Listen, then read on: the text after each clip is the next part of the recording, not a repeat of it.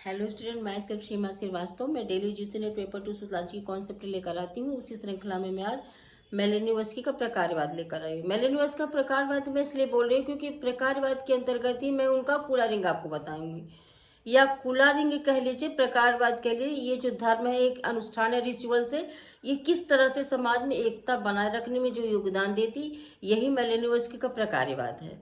तो जैसे डरखाइम का प्रकारवाद क्या है, उन्होंने पाया कि समाज में किस तरह से एकता, ये जो सामाजिक एकता का इनका कॉन्सेप्ट था, the division of labour in society, जो सामाजिक एकता के इन्होंने कॉन्सेप्ट बताया हम लोगों को, वो प्रकारवादी ही है। उसी तरह से मेलेनोवस्की का कुलारिंग भी प्रकारवादी है। तो उन्होंने कहा कि उनकी एक बुक आई थी, आर्गोनट्स ऑफ द वेस्टर्न पैसिफिक, जो आई थी 1922 में।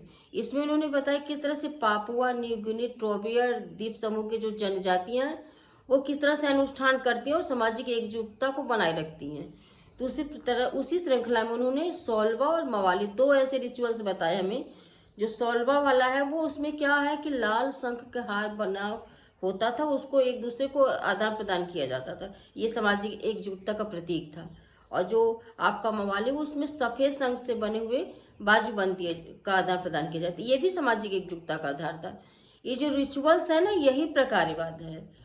इस रिचुअल्स को आप आर्थिक दृष्टिकोण से नहीं समझ सकती। ये आर्थिक दृष्टिकोण नहीं, ये केवल और केवल ये जो इनका कुलारिंग है, ये जो इसमें सोलवा कॉन्सेप्ट आया, मवाली कॉन्सेप्ट आया, ये सामाजिक प्रतिष्ठा का सूचक है, न कि धन का।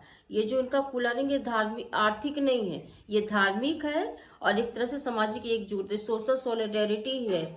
ये इनका प्रकारवाद है। और मैं एक चीज और बता दूं, ये प्रकारवाद का दृष्टिकोण वाले जो समाजशास्त्री, मानव शास्त्री होते हैं, ये लोग सामाजिक की जो इकाइयां हैं, जैसे कि उस पर सर्च इन्होंने किया कि किस तरह से धर्म, किस तरह से, जो जैसे आप समझिए, मोटी हिसाब से सिंपली समझिए, शादी ब्याह हो गया, फंक्शन जो हम लोग रिचुअल्स जो करते हैं, वो किस तरह से समाज में एकजुटता, एक मतलब बनाए रखती है, व्यवस्था को बनाए रखती है। इसीलिए इन्होंने प्रकारवादी दृष्टिकोण से कुलारिंग का अध्ययन किया और पाया कि ये जो कुलारिंग है, किस तरह से समाज में एकजुटता बनाए रखती है। इसी का सूचक है ये इनका कुलारिंग। Thank you so much.